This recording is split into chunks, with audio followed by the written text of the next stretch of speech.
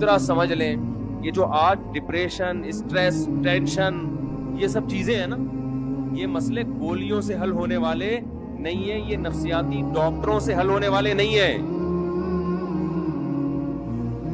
اس کا قرآن میں اللہ نے ایک ہی علاج بتایا، فرمایا الا بذکر اللہ تطمئن القلوب. اللہ کا لفظ دیکھو، اللہ کا مطلب خبردار. دیکھو قرآن اگر ایک اعلان کر رہا ہے تو اس کے پیچھے خبردار کا لفظ لگانے کی ضرورت نہیں، بس اللہ کی طرف سے اناؤنسمنٹ کافی ہے. وہ اتنی اناؤنسمنٹ بذکر اللہ تطمئن القلوب کہ اللہ کے ذکر سے لوگوں کو دلوں کو سکون ملتا ہے، یہ اللہ کی طرف سے اتنا کہہ دینا کافی تھا یا نہیں تھا کہ اللہ کو یاد کرنے سے دلوں کو سکون ملتا ہے؟ تو کافی تھا نا اتنا. لیکن اللہ نے کیا فرمایا؟ الا سنو. یہ اس لیے کہ تمہیں دنیا میں ہر شخص یہ بتا رہا ہوگا، کوئی کہہ رہا ہوگا شراب میں سکون ہے، کوئی کہہ رہا ہوگا نائٹ کلب میں سکون ہے، کوئی کہہ رہا ہوگا لڑکیوں سے دوستیوں میں سکون ہے، کوئی کہہ رہا ہوگا کہ چرس پینے میں سکون ہے، کوئی کہہ رہا ہوگا کہ جی گرم گرم کڑک دودھ پتی پینے میں سکون ہے، کوئی کہہ رہا ہوگا کہ جی چرس میں سکون ملے گا تمہیں، کوئی کہہ رہا ہوگا زنا میں سکون ملے گا، کوئی کہہ رہا ہے ڈپریشن کی گولیاں کھانے میں سکون ہے، کوئی کہہ رہا ہے کہ نفسیاتی ڈاکٹر سے یا سائیکیٹرک سے علاج میں سکون ہے. اللہ فرماتے ہیں الا سنو، میں بتا رہا ہوں یہ سب غلط باتیں کر رہے ہیں. حقیقت میں تمہیں سکون صرف اللہ کو یاد کرنے میں ملے گا، اس کے علاوہ کسی چیز میں نہیں ملے گا.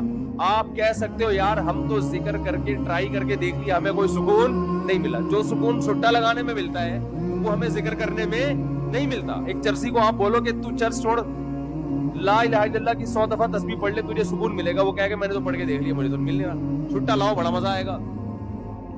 نہیں آ رہی بات سمجھ میں؟ جبکہ قرآن کیا کہہ رہے ہیں؟ یہ غلط ہے. قرآن کہہ رہے خبردار، یہ سب غلط باتیں کر رہے ہیں. اللہ اگر تو صحیح کہہ رہا ہے تو چرسی کو تو چرس میں جو سکون ملتا ہے وہ تسبیح پڑھنے میں نہیں ملتا. بات آ رہی ہے؟ اصل میں سکون کی ڈیفینیشن ہی آپ نہیں سمجھے. یہ سکون نہیں ہے جو چرسی کو مل رہا ہے، یہ وقتی طور پر اس کی جو ڈپریشن چرس نہ پینے سے پیدا ہوئی ہے نا، جو باڈی کی ایک ڈپریشن ہے، وہ وقتی طور پہ ختم ہوئی ہے. اگر چرسی کا چرس میں سکون ہوتا تو بار بار چرس کیوں مانگتا؟ وہ چرس نہ ملنے سے اس کی طبیعت کیوں خراب ہو جاتی؟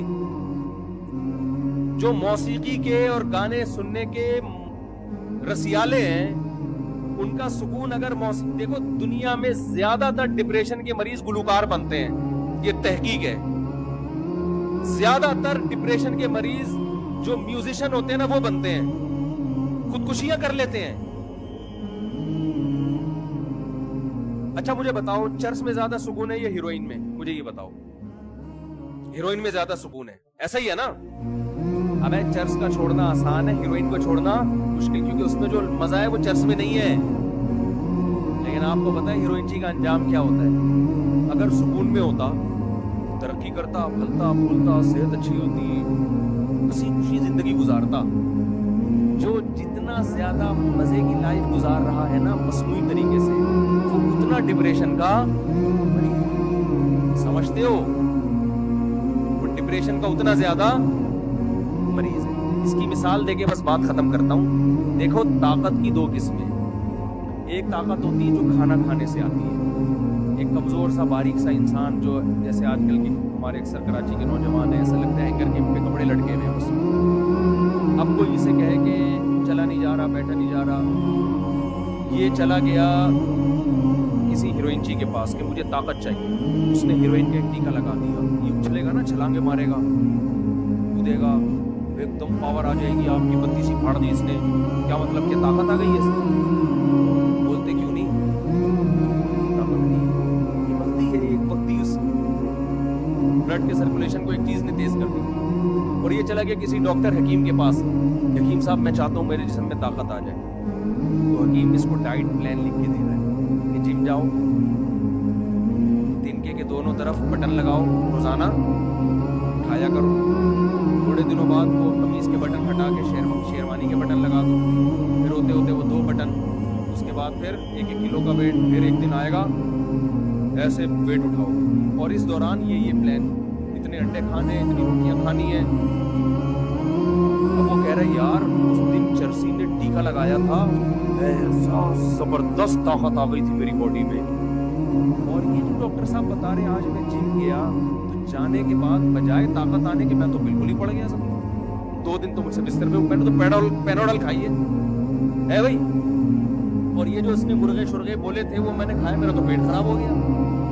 ڈاکٹر کیا بولے گا, وہ طاقت نہیں ہے, وہ جرسی نے چرس کا ایک ٹیکا لگا دیا تجھ میں جو تو 2 میں چل رہا ہے. وہ تھوڑے دنوں میں جتنا ہے نا, ابھی تو ہینگر پہ کپڑے نظر آ رہے ہیں, ہینگر بھی غائب ہو جائے گا تھوڑے دنوں میں, صرف کرتا شلوار رہ جائے گا. تو نظر نہیں آئے گا, تو محسوس ہوگا لوگوں کو, حقیقت محسوس ہوگا کہ کوئی بندہ تھا, رہے گا نہیں تو. اور میں جو طریقہ بتا رہا ہوں نا, اس میں وقتی طور پر تو بور ہو رہا ہے, درد بھی ہو رہا ہے, پین بھی ہو رہا ہے, ذرا کر کے دیکھ. 1-2 سال کے بعد دیکھنا, آج تو بٹن اٹھا رہا ہے, ٹھیک ہے نا, 1-2 سال کے بعد دیکھنا تیری قمیضیں پھٹنے لگیں گی. لوگ بولیں گے کرتا شلوار تھا, اب نہیں ہے, اب بندہ ہے, کرتا پتہ نہیں کہاں گیا اس کا. تو یاد رکھو, اللہ کے ذکر سے جو سکون ملتا ہے وہ ایسا نہیں ہوتا کہ آج آپ کو, آج بیٹھ گئے آپ نے, آج ایک تسبیح پڑھ لی, آج نماز پڑھ لی, کنٹینیو ایک کام کریں.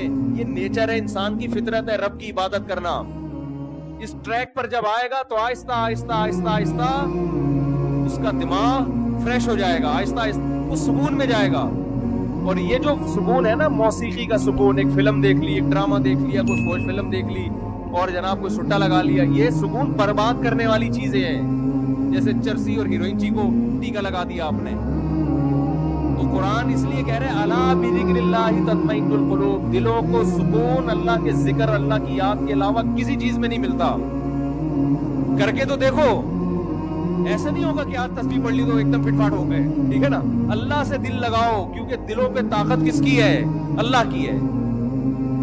وہاں سے موٹیویشن ملے گی آپ کو, وہ سب اپنے آپ کو حوالے کر دو اس کے. انگریزوں نے بڑی تحقیقات کی, ہمارے ایک ریلیٹیو ہے امریکہ میں, انہوں نے کہا کہ گورے کہتے ہیں کہ یار یہ مسلمان قیدی جب جیل میں ہوتے ہیں نا, اکثر ڈپریشن میں نہیں جاتے.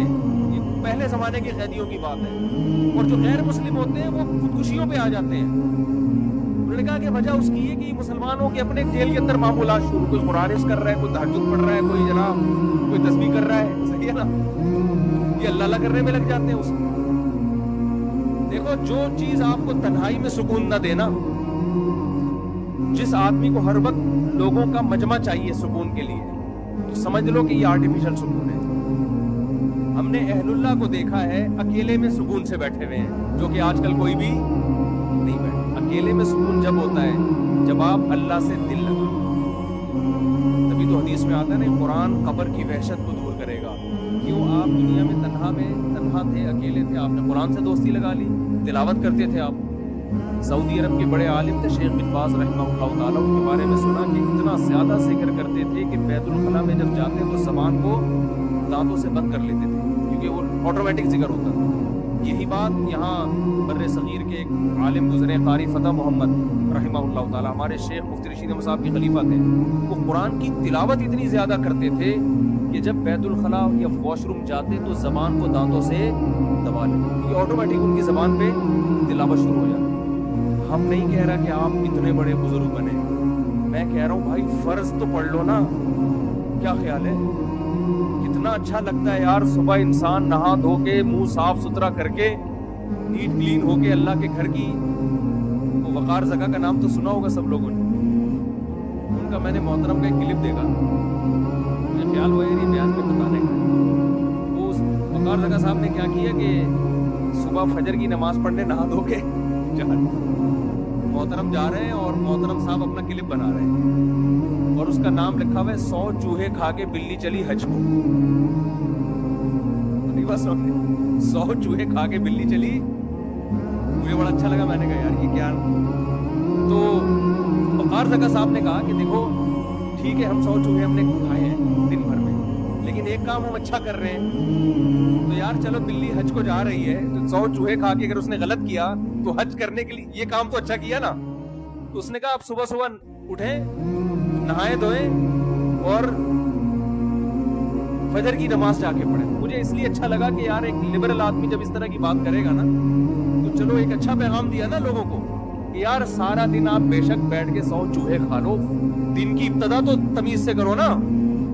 میں نہیں کہہ رہا کہ وہ 100 چوہے اٹھانے والی بات صحیح ہے غلط ہے اس بحث میں میں نہیں پڑھ رہا، کسی کی شخصیت میں میں نہیں جاتا کہ کون صحیح ہے کون غلط ہے، لیکن میسج بڑا اچھا دے دیا، میں نے بڑی رپلائی کیا، میں نے کہا یار یہ میسج بڑا خاندانی دیا، بہت سے لوگوں کو شاید اس سے خیال ہو کہ یار دن بھر جو مرضی بدماشیاں کریں، دن کی ابتدا تو کم از کم تمیز سے ہو جائے نا، تو صبح صبح نہا دھو کے آپ کبھی نہاؤ نہیں، بے شک سردیوں میں وضو کر لو، ویسے نہا کے آؤ ٹھنڈے پانی سے، مزہ نہ آئے پیسے واپس۔ سردیوں میں کراچی کی سردی قابل برداشت ہوتی ہے، صبح آپ ٹھنڈے پانی سے نہاؤ، پہلا مکہ کاکڑ دن نہ کرے گا، اس کے بعد بالکل ٹائٹ ہو جائے گا حساب۔ یہ شاور جب کھولو گے تو پہلی جو چھینٹیں پڑیں گی وہ ایک دم ڈرم کر کے آپ کھولو گے، وائبریشن ہوگی، ری اسٹارٹ ہو جاؤ گے آپ، بڑا ٹائٹ ہو جائے گا کام، بس ختم کر رہا ہوں۔ تو جب نہا دھو کے آپ آؤ تو آپ دیکھو کیسا سکون ملتا ہے انسان کو۔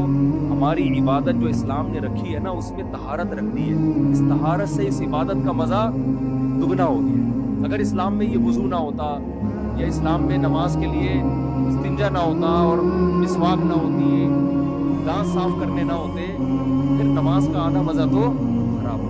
وضو میں تکلیف ہوتی ہے انسان کو، لیکن یہ وضو انسان کو فریش کر دیتی ہے۔ پھر پاک کپڑے پہن کے آنے کا حکم ہے، اگر ناپاکی کے ساتھ اجازت ہوتی، نماز کی روحانیت ختم ہو جاتی۔ اتنا اچھا لگتا ہے فجر کی نماز، اور جو فجر میں آ گیا اس کا مطلب باقی ساری نمازیں پڑھ لے گا۔ ارادہ کریں میرے بھائی کچھ اللہ کا یاد کرنے کی، اور ارادے ابتدا کس سے کرنی ہے؟